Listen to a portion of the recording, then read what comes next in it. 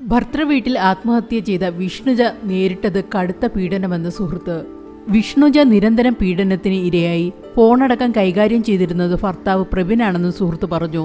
ഭർത്തൃവീട്ടിലെ പീഡനങ്ങൾ സുഹൃത്തിനോട് വിഷ്ണുജ പങ്കുവച്ചിരുന്നു. സുഹൃത്ത് വെളിപ്പെടുത്തുന്നത് അയാൾ അവളെ ഭയങ്കരമായി ഉപദ്രവിക്കുമായിരുന്നു. കഴുത്തിൽ കയറിട്ട് മുറുക്കുകയൊക്കെ ചെയ്തിട്ടുണ്ട്.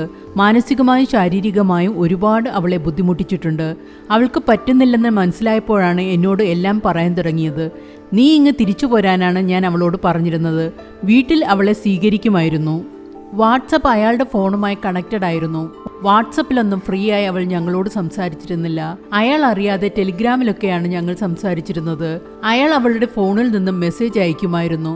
ഫോൺ വിളിച്ച് സ്പീക്കറിലിട്ട ശേഷം അയാൾ ഉള്ളത് അറിയിക്കാതെ ഞങ്ങളുമായി സംസാരിക്കാൻ നിർബന്ധിക്കുമായിരുന്നു, സുഹൃത്ത് പറയുന്നു. വിഷ്ണുജയെ 30-നാണ് പ്രബിന്റെ വീട്ടിൽ മരിച്ച നിലയിൽ കണ്ടെത്തിയത്.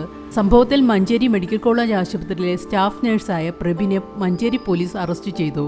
സങ്കല്പത്തിനൊത്ത സൗന്ദര്യവും ജോലിയുമില്ലെന്ന് പറഞ്ഞാണ് വിഷ്ണുജയെ ഭർത്തൃവീട്ടുകാർ നിരന്തരം മാനസികമായി പീഡിപ്പിച്ചതെന്നും അതുമൂലമുള്ള വിഷമമാണ് ജീവനെടുക്കാൻ കാരണമെന്നും ബന്ധുക്കൾ പോലീസിൽ പരാതി നൽകിയിരുന്നു.